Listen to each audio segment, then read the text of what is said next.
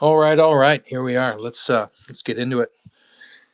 Um, a lot to do tonight. We're looking at some exciting things, some power things that's we're involved in. That's coming. Just the whole night's about liberty, liberty for people. That's why I'm into power. That's why I'm into crypto. Humanity needs to harness its own energy in whatever form it is. It doesn't matter if it's finances, doesn't matter if it's power, doesn't matter if it's emotional. You need to be in charge. You can't be run by someone else, right? When someone else is making the decisions that affect your life and you don't have a choice in that, you are not living in a state of freedom. And that's everything we do. So this is being recorded. We'll go through a bunch of stuff. Some of the stuff you probably won't even care about. Then obviously we're gonna finish it up with some crypto MANYU chat, which should be pretty awesome. But I did just want to mention something caught my mind today, like with the that UPS crash in the last day. It really made me realize how the low standard that everyone's doing everything with these days. Such a crap ass low standard. We have people dying physically that don't need to die. We have people dying financially that don't need to die financially. And the main reason is honestly there's not a level of excellence. Okay? There's not a level of excellence. So that should be like a personal mantra, right? And if you're going to get involved in something, you need to be excellent in it. And then you should also look for a level of freaking excellence.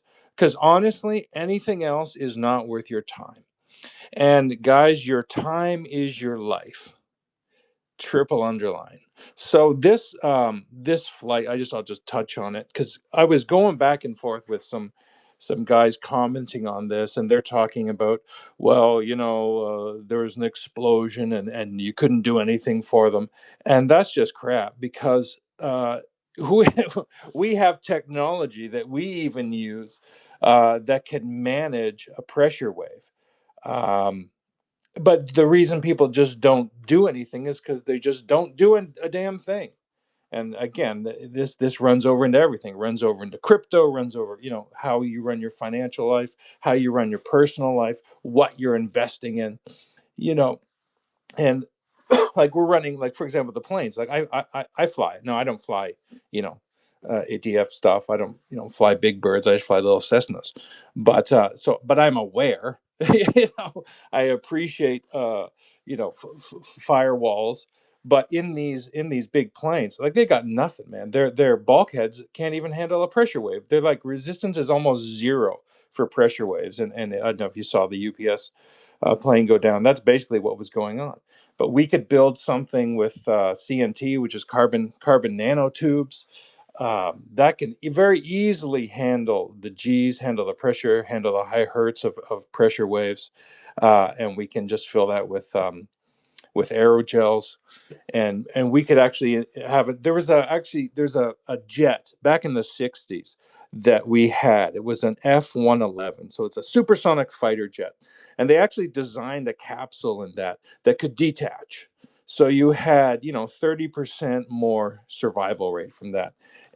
Like we could design with the technology we have today, and I actually did this morning designed a detachable capsule that you could install in these cargo planes. You can build it for around 50K. Okay. It's not hard to build. It's just people are lazy asses and don't want to do it. And you can have it where you've got electromagnetic releases. So, like for example, like when I don't know if you saw that UPS plane, the pressure waves travel at around 340 meters a second. Okay. So from the back of the plane to the front of the plane, you've got less than 0.18 seconds before you realize you're dead. Okay. 0.18 seconds. And so that's why they die. They're not dying from the fire, they're dying from the pressure that's hitting them and just taking them out.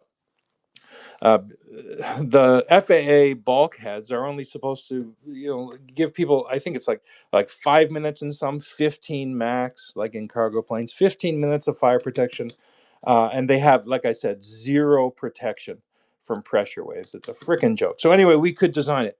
Nanotubes, carbon nanotubes, super super strong, aerogels, which can very easily withstand up to 1,500 degrees Fahrenheit, 2,000 degrees Celsius, whatever.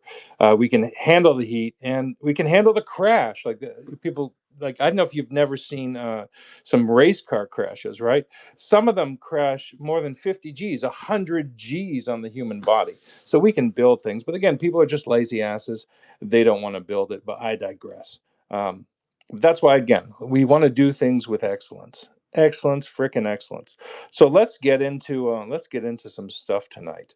Like I said, we're going to be talking about some power, and then we're going to be obviously finishing off with our beautiful crypto market, and hitting up MANYU, because again, like, if you're doing excellence, you're going to want to be in excellent projects, and that's why I'm in MANYU, as we saw, right?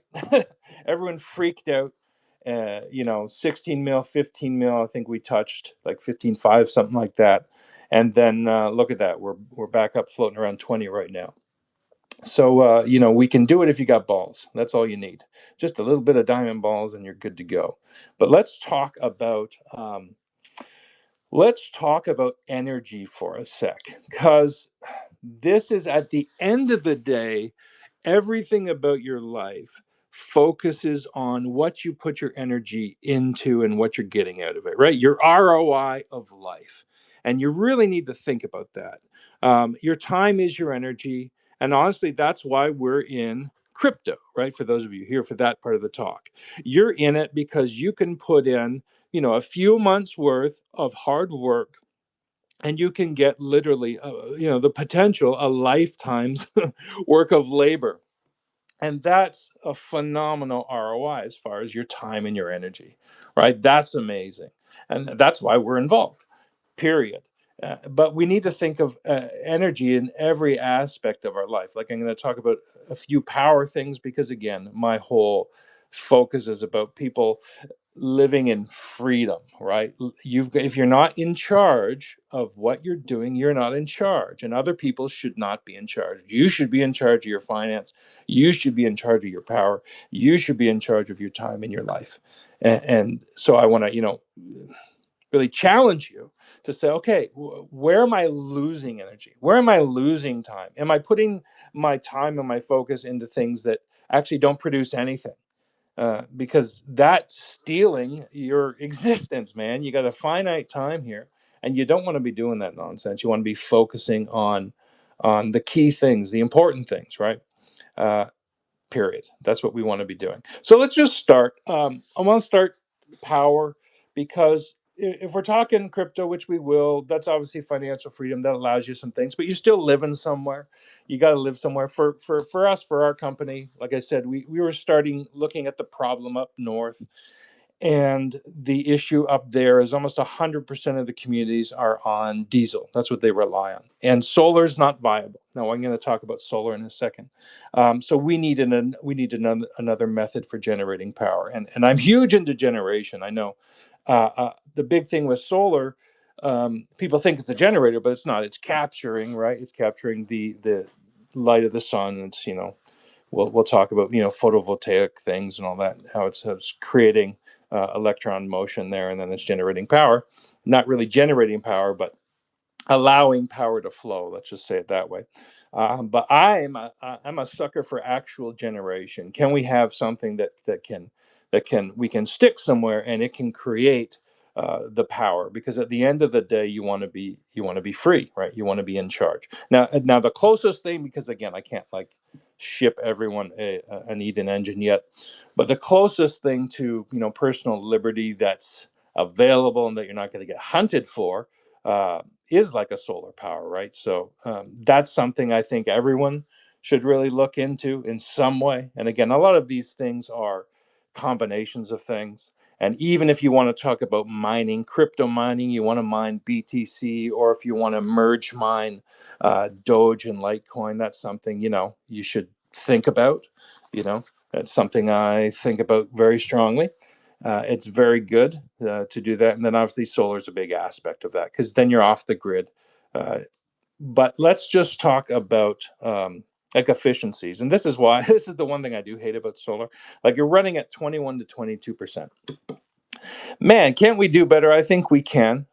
We've got Stanford coming out with some new techniques where we can use radiative energy, different wavelengths in the nighttime. Right? They've got a thermo-radiative coating. It's like cool, but whatever. Not really a big deal. But I think in terms of personal power, I think again, until I can ship all the MANYU boys an Eden engine, I think you got to be looking at solar, and even if you're looking at mining in some way, getting ahead, and you can get into that pretty cheaply. Like you can get into solar for like 900, $2,000, and then you can be off grid, like realistically, and that's what you want to be. You want to be in charge of your own power.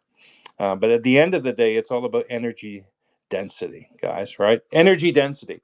Now, for those who don't even know how, maybe how power works, if you ever took a science course in school and they showed like the electrons bumping into each other, like that's how, power moves through the wire. It's because there's electrons bumping into one and that moves the next electron and the next electron. Well, that's just a bunch of BS. Power doesn't actually move like that. It moves in fields.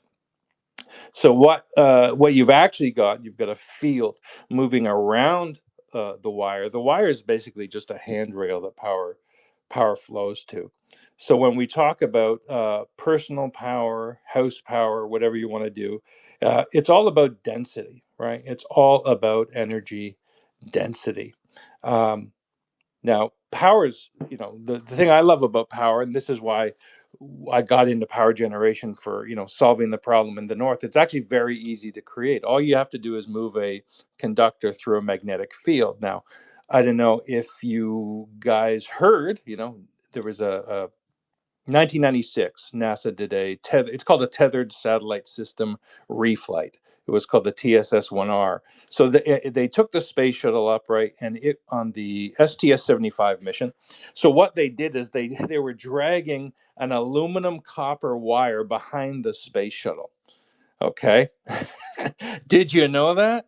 And it was just insane. It was a 20-kilometer tether that they were dragging behind the space shuttle, and they're just dragging it through the Earth's magnetic field, right? And they wanted to see the charge they could get, right? They wanted to see what kind of volts are we pulling in, and so they actually were producing 3.5 kilowatts of electricity, which is pretty wild. So that's just 1996. So they were just dragging a wire in space around the Earth, producing 3.5 kilowatts of electricity. So you can power a small town from space, which is pretty cool. And then like you can use laser deployment to shoot that power. But that's old news, right? That's old news. But I remember you can actually watch the video. So that's a 1996 NASA mission. And that there was actually an arc that detached the wire, the tether from the shuttle. So right now, well, it probably burned up, but there could be, depending on the angle of ascent it got, there could be a 20-kilometer wire just floating around in space right now around the Earth. Kind of a weird idea. But let's just talk about your house for a sec as well, because again, all this stuff, right? The systems of the world are designed to take from you, right? The financial system's designed to take from you. Again, like I said, that's why I know so many of us are in crypto, right? We can get a huge ROI just on our life, our time, the things we're putting in. We're getting back a greater return. But I think so much of people's financial issues is not in that you're not making enough; it's that you're losing too much. And you're losing too much, and that goes just even in housing. That's why I talk about power. That's why I talk about house design. And so even in that, now it sounds weird, but when you're not losing money to how you're heating your house, how you're powering your house, well, guys, you got more money to put in MANYU. And at the end of the day, man, that's a good idea because then you're getting more and more free. So just even things to think about with your house. You want density there. Now, I don't know if you're into different building styles, but there's a housing design called cob. You see that more like kind of in the northwest, like Oregon area, tons of cobbers up there, and it's just all it is it's clay sand. It's just about thermal mass, right? Thermal mass, and at the end of the day, mass is everything, density is everything, right? When we're talking about power, when we're talking about construction, when we're talking about saving energy, when we're talking about anything, the denser it is, right, the closer things are together, the better it's going to be for you. So even that, right, you can look at, if you're looking at building something, like you can build a cob house for around 5 grand, which is pretty crazy. You build a cob house, you run a little solar thing, you get Starlink, and there you are, you're in your little MANYU world for 10 grand. You just rent a little piece of land, or buy a third of an acre. It's pretty amazing how easily you can actually get into a place of liberty. So if you've never looked, you're like, what the hell's cob? Look at it, cob building. It's super easy. You're just playing with clay and sand and straw, and you're making dense walls. And the beautiful thing about this is it radiates at night, right? It absorbs energy in the day into that density, that wall density, and then it just radiates it at night. So you don't need all this extensive heating. It's pretty amazing. And like I said, right, density is the key, man. Density is the key. It's like, yeah, what do we got? $5 to $10 a square foot for materials. $5 to $10, right? And if you do the labor, it's half of that. 250 to $5 a square foot. That's for the whole build. Think about that, guys. That's huge. So again, if you've never heard of that, check it out. Cob building. And then even for heating and that, this is something I love personally. Rocket stoves, mass heaters, right? All this is just a stove that kind of snakes through a dense wall. And so again, why are we talking about this? Because it saves you money, man. It gives you your time back. You're not running around paying somebody else. You can, and the cool thing is with a properly designed rocket stove, right? You can use wood, you can use biomass, right? You can use plant waste, right? It's pretty cool, and you're getting 50 to 90% efficiency. Anything that's around 90% efficiency, I love. Like our engines, personally, we can hit a 98, a little higher than 98% efficiency, which is insane. When you consider solar power is running at 20 to 22%, so 20% of the, or out of 100% of the sun that hits it, they're only turning 20 to 22% actually into workable power, and we can turn 98% in what we use, which is pretty awesome. That also adds to our energy density. Like us as a company, personally, we have energy density that's better than fusion projects right now, like CERN fusion projects. We smoke them by like 50 a 50 yield. Is pretty awesome. But rocket stoves, check it out. Again, that goes really well with cob. I know, who knew we'd be talking about cob and rocket stoves in the land of crypto. But again, it's about personal freedom. You just got to think about things, right? Most of us are probably running, like where I am right now, we're running off propane. That's going to change in about 2 months because we're redesigning some other things. Um, but we need to think again about where we're losing, right? So much of us not having is where we're losing. And rocket stoves are just a beautiful way to bring high density in your heating. Passive solar, we can talk about that just for a sec. Now there's houses already that you can build, passive solar houses, where you have no heating. It's just the design, right? You've got giant south facing windows, you've got triple glazed. It's pretty amazing, and you have zero heating just on the design. So there's just things you can do with that. I'm going to scoot along here. And another way for even just generating power, it's kind of weird, but I do want to mention it because we always look at any power options. It's called microbial fuel cells. Microbial fuel cells. Very weird, but you use crap, bacteria, organics, food scraps. All you have is basically like a 6 to 8 inch it can be as big as you want depending on how much power you want to generate. You cover it, and you could do it a meter squared, you could do 2 3, 5 meters, again depending how much power you want. So it's just your food scraps. If you This actually works really good, doing microbial fuel cells if you're on a farm and you've got cows or all that crap. And then all you're doing is putting an electrode in it, right? And then you're just drawing out wattage, which is pretty crazy. You could even use septic for this. You can get 10 to 50 watts from it. There's all kinds of things. That's microbial fuel cells. You're actually generating power from the waste you're putting up. Now, not your crap. I'm not talking about that. I'm just talking about your food scraps and all that stuff. It's almost like a compost idea, sticking an anode, right, in electrode in a composter, and drawing power out of it. But it's there, like you have it, right? It's already your waste. So hey, man, if I can suck some power out of that, why not? It doesn't cost that much. You can actually get a cost, like a kit, sorry, for like $100, $500, I think is sort of like the top kit. It's real easy to get into that, to making your own power. And again, that's what this is about. This is about you being free, so that your time and your life is yours and doesn't belong to some other bastard who's trying to order you around. Um, the micro hydro is kind of fun. I know if you're near a river, sometimes even in a ditch, depending on the flow of the ditch, you can set up a little micro hydro turbine. And all that's doing is if you've got a little river, or you've got a drop, or you've got a ditch flowing, it's just spinning the turbine, right? And you can generate. It's pretty crazy, right? 1.5 kilowatts. You can get uh, that as an output from just a steady little river on your property, or even a little creek, like even a ditch, depending where you are. If you're in some of the new suburban areas are putting in like pretty crazy ditches, but if there's a steady flow, man, you can just throw a little micro hydro turbine into there, and then you're generating free power. It's pretty crazy, right? Pretty crazy. Just something to look into. Again, I'm just throwing ideas out so that you have more time and money to buy MANYU. Because that's what we want, because we know MANYU's going to billions. That's how it is. Facts are facts.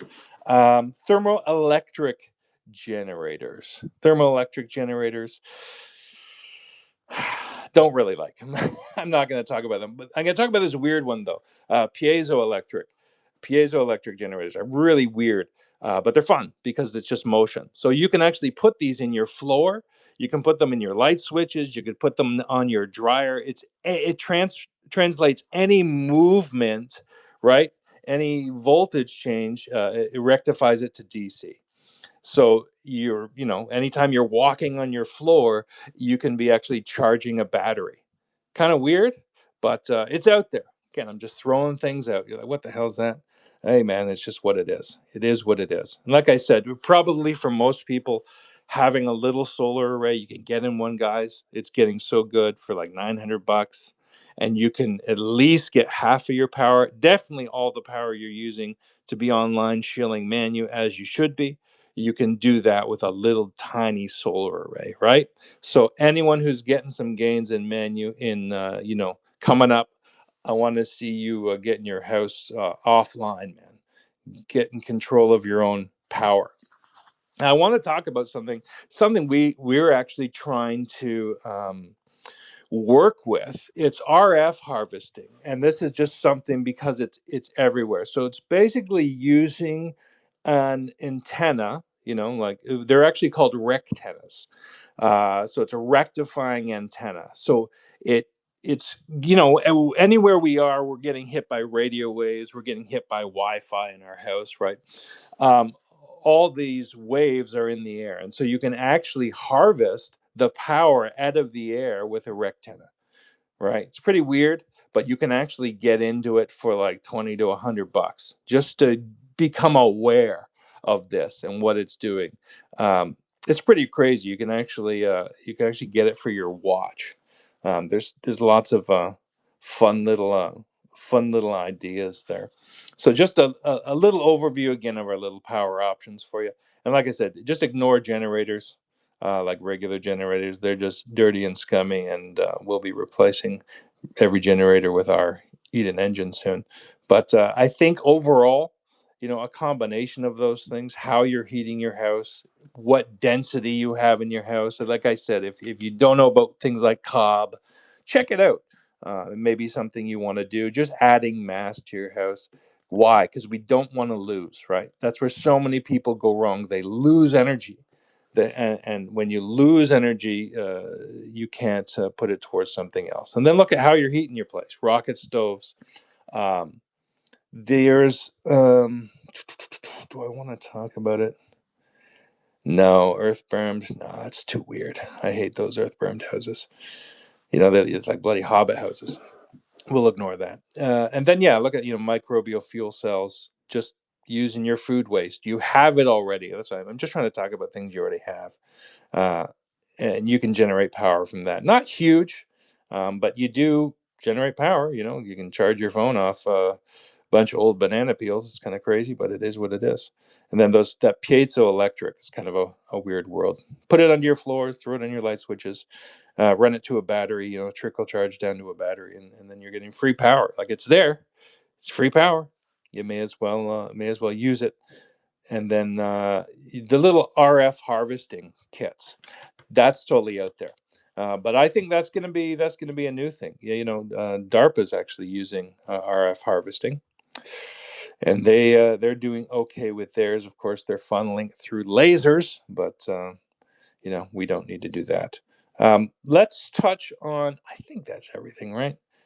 Blah blah blah. Power. Like, I can't wait till I can give a talk about what we're working on. I can't, but I can tell you that it involves uh, electromagnetics, the electromagnetic force (EMF). It involves that. It does not involve plasma. A lot of people we talk to think we're channeling plasma. I hate plasma. The only use I have for plasma is in lightsabers. Hallelujah, right? Plasma. If you don't know, plasma is just an ionized gas, right? So it's just a, it's like a super hot soup of charged particles. Uh, so you like electrons, right? They have ions stripped from them, and they're really, then they start to glow, and that's where we get. If you've seen guys like Hacksmith, we'll jump into lightsabers for a sec, and then we'll run to MANYU. Hacksmith's making his little torch. He's a guy from Canada, and it's cool, right? It's cool, but it's basically just a cutter, right? It's just basically just a plasma cutter. It's not like a saber. There's another fellow called Styropyro, and you know he doesn't use any magnetic Teslas. So we're going to design one now. I've designed it. I am not building it till all our engine stuff's done, but maybe like within a year. We could actually build, because here's the thing, guys. When you're it's so weird to be talking about this seriously, but when you're designing a lightsaber, the thing you need is energy density, right? You need a lot of density in a closed area. Obviously, we're talking about, a handheld hilt, very dense, very close. And the problem with all these other guys designing their lightsabers is they're using fuel canisters, right? To get their plasma. So that, Hacksmith's very cool, but he's running this line to a big, oxygen or argon, depending on what you want to do with it. But you can actually design it if you can produce a high T magnetic field. T is just a Tesla rating, so depending on how strong the magnetic field, it's like 1 T. That's basically Earth's 10 T. So for us, we could produce a 10 T magnetic field with our density. So basically, you're building a magnetic uh, tube, really, and then just filling that with this plasma. And so it's very much like a pure lightsaber, because you can extend it based on the pressure up to about a meter, and it will cut steel in under a second at that level. So we're looking at 4,000 degrees. So it's pretty awesome, pretty cool. And I'm within a year we can build those. But right now, like I said, I'm focused in on our engine, because the whole point in us building our well, what got us into it, I was mentioning at the top, is the North. They're 100% dependent on diesel. 100%. There's no community up there that's using anything else, and we wanted to solve that for them, and we did. We ran a whole community with it, so it works, and it's going to be awesome. But then we can also use it in other things. We can use it in electric EVs, right? It can power your car till well till you're done driving. Let's just say that. And that could be 1 million miles, 2 million miles, whatever. Not an issue. But let's get to the nitty gritty, guys. Let's get to the core of it. Let's get to frickin' MANYU. This is why we're here. This is what we want to talk about. This is this is why we fight the fight. I just want to say again, thanks to everyone who's constantly holding spaces. Like I was saying, you don't need therapy in this world. You just go to a good human space and lay on this couch, and he tells you everything's going to be okay. But see, that's what people need. There's so many people, and I get messaged on the back end. People DM me and stuff. There's so many people who've been in this space for like a year. Like I've been in this since 2012, pretty seriously. And so it's funny talking to guys, but I've been in here for a year, and so all the lessons we've sort of learned in 2017, I think probably 2020, 2021 is when a lot of people kind of cut their teeth on crypto because they're just sitting on their ass because of COVID, and they're like, well, I may as well get into crypto. And then they discovered how it works, and they experienced their first bull run, what that feels like. And you can kind of throw money anywhere on the wall, and you're at least 2xing, 3xing, 5xing, 10xing. But it's different now, and I do want to talk about that. In the last talk, I was talking about the extended cycle, and honestly, guys, it's playing out. like we had that big, not really a big dump, but we had a good downturn a couple of days ago. That's expected because again, that early October pump was, for me, right, that was almost like a ghost pump, right? Because a lot of people are still thinking 4-year cycle. But we talked about the debt extensions. We talked about like BlackRock getting involved. We talked about ETFs coming in, right? So again, if you don't know what an ETF is exchange traded fund. Sorry, exchange traded fund. So it's not a crypto.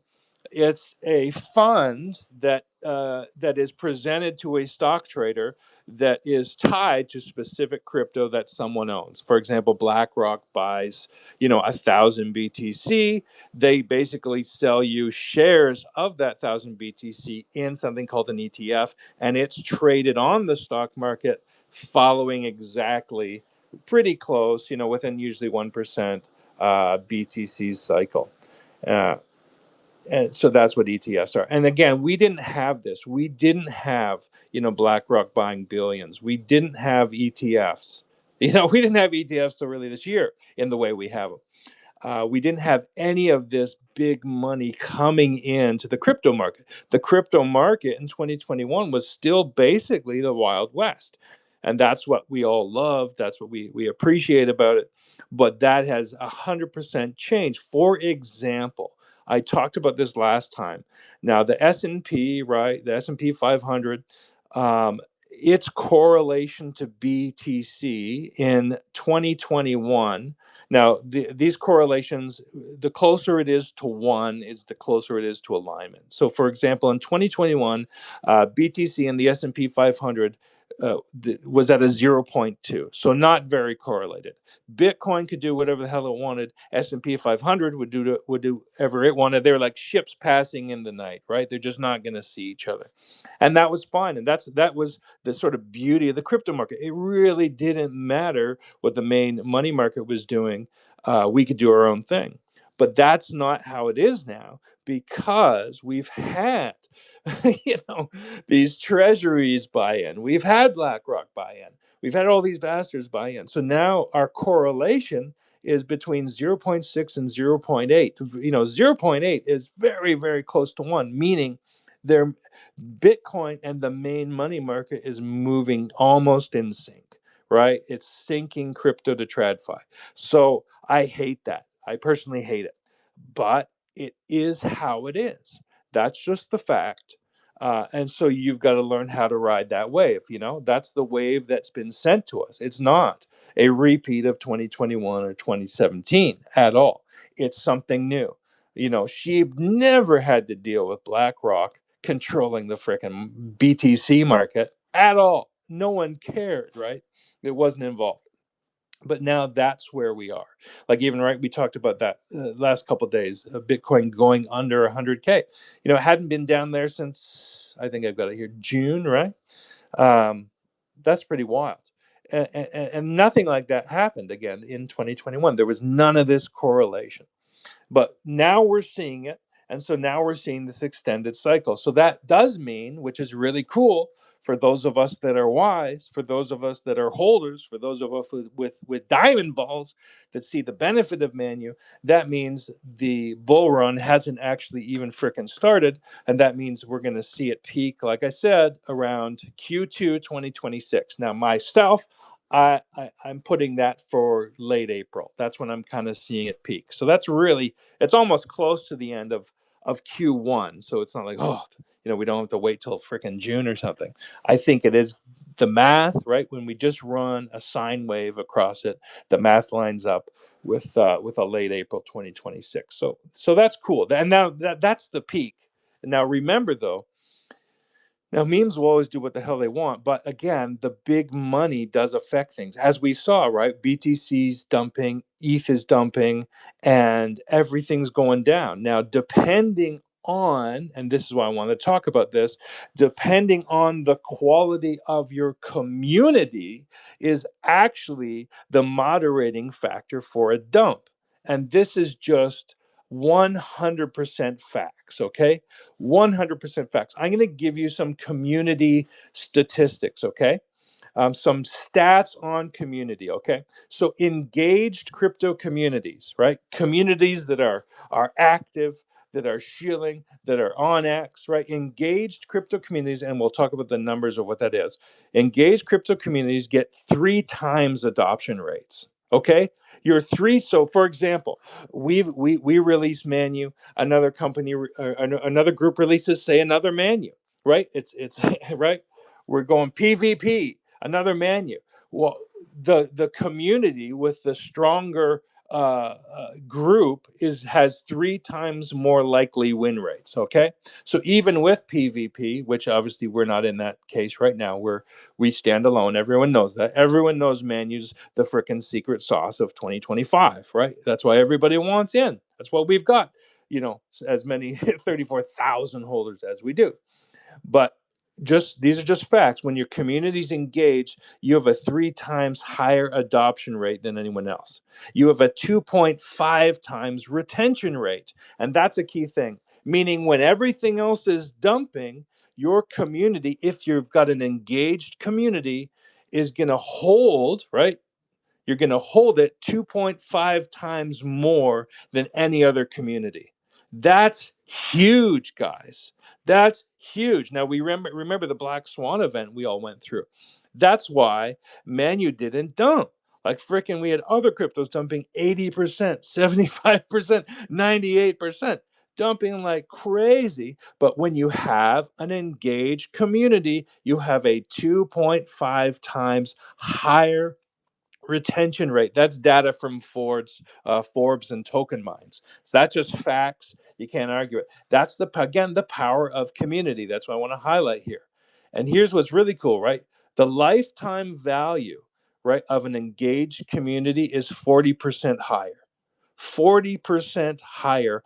You get a 40% higher rate ROI, a 40% higher ROI by having an active, engaged community. Wow, that's freaking awesome. That is freaking awesome, right?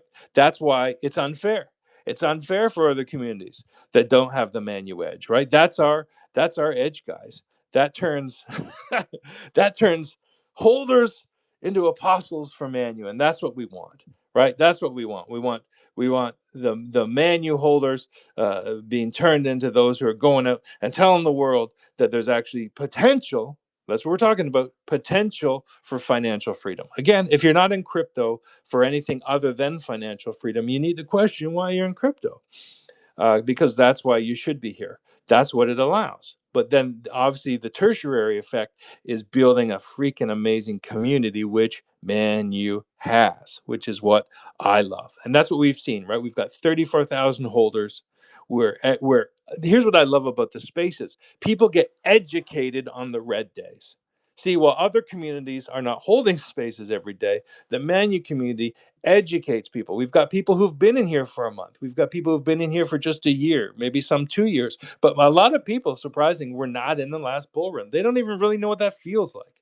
They just hear people say bull run, and they've never been in maybe an 80% dip on a token, right? Like Pepe had. They've never been in these things. So when we've got the spaces going on the red days, we bring education, right? And that's what people need. People need to be made aware of how crypto works. It's not like in stocks, oh, it went down 2% and people jump out of freaking windows. Like if you're riding the crypto bronco, it goes down 80%, you just got to learn to not sweat it. It just doesn't matter. But like I said, you get a 2.5 times retention rate with a strong community. That's one of the main reasons we've seen this very resilient bounce back from 15 mil up to 20 mil, like we didn't even break a sweat, because of our community. Because people, you're not just believing in the team, and the team's awesome, right? We've got a world-class team. We no one doubts that. But we have a world-class community, a world freaking class community. And that is something you can't buy if you're a team. You can't buy a world-class community. If you have $1 million, if you get all the calls you want, they don't bring their communities, right? The community has to build organically. And that's what's happened. That's the freaking secret sauce of MANYU. That's why it's not going to be stopped. And here's another fact, just a community fact, okay, guys. Projects listen to this, projects with 10,000 active members, and now we have 34,000. Now, I don't know if we have 10,000 active, but we're probably pretty freaking close to that. Projects with 10,000 active members, listen to this stat. This is freaking stats. Survive 80% of bears versus 20% of people who don't have the active voices. So if you have an active, and so basically that's, you got 10,000 active people, right? You have an 80% survival rate of making it through a freaking bear. And we're not even in a bull run yet. It's coming. Like we're on the cusp. I think, personally, we're just on the cusp of the bull, because again, the extended cycle. So just with freaking the community power of ManU, we have an 80% survival rate, even if we were in a freaking bear market. Right? That's phenomenal. And again, I'm just giving you stats. Now, I don't know if you were in the spaces. Gosh, was it this morning? Was it yesterday? I think it was last night when Scrooge was in it. Scrooge McDuck. He was talking, and this is why it's cool. He was actually talking about being somewhere. Was it Miami? And he was seeing the ManU stickers and ManU posters up. See, and this is again the power of guerrilla marketing. And I want to, whoever's doing that, you guys who are out there doing that, keep freaking doing that. And here's why. Here's why. Okay, when you see a physical ad, okay, now listen, this is just facts. When you see a physical ad, like you're walking on the street, you see a ManU sticker on a post, people have a 70% higher recall than digital ads. Okay, guys? 70% higher recall. So if I see a piece of paper on a wall, my mind holds on to that 70% more than me seeing it on my phone. Isn't that crazy? That's crazy. If you remember Doge in 2013, they did a sticker blitz, right? I don't know if you were here for that or not, but in 2013, Doge did this huge sticker blitz globally around the world, and that was one of the main reasons they pumped right around that time. Because again, 70%. So guerrilla marketing, that's key. Like, if you've got posters, you've got stickers, whatever you want to do, freaking guerrilla marketing is key. Even Pepe, right? Pepe did a mural, and that their mural, physical mural, had 1 billion impressions. 1 billion impressions. Okay, when people see the real, and we talk about MANYU, bridging Web 2, Web 3, right? Getting kind of kicking things into the real world off chain. Man, even something as simple as that, stickers, posters out in the real world, goes with that idea. It's pretty freaking awesome. It's pretty freaking awesome. Um, Let me just talk about just one last couple things here.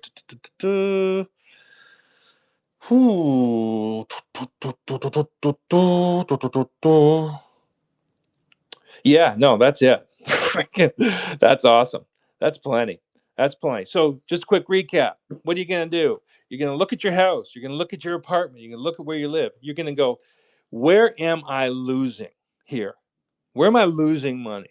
Are there ways I can maybe gain here? Okay, because that's huge, right? So again, so many people, they're poor not because they're not making enough, it's because they're losing too much. Okay, really think about that. Okay, it's not that you're not making, it's that you're losing too much. So look where you're losing. Where is your money going? What's it going into? Right, it's going into power, it's going into food, it's going into whatever it's going into. Look at ways you can, again, stop losing and invest more in freaking MANYU, boys and girls. This is how it's done. This is how we moon. So look at that. And if we talk about power, viability right now, man, solar's so cheap. You could, at least for under $1,000, under 1,000, guys, with the batteries, at least take care of half of your bills, half of your freaking bills, right? That's going to pay off with in under a year. That's going to pay off in like 6 months. So really look at it. Look at it, right? You can get very simple setups. You can almost get plug and play setups these days. So that's something to look at. Because again, why? Then you got more money to invest in freaking MANYU. That's what we want. We want to see this baby moon. Why? Because when it moons, we all win, and we can win together. And that's the name of the game.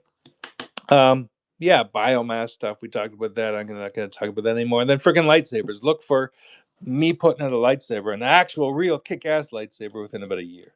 That'll be cool. And then again, once I can't wait.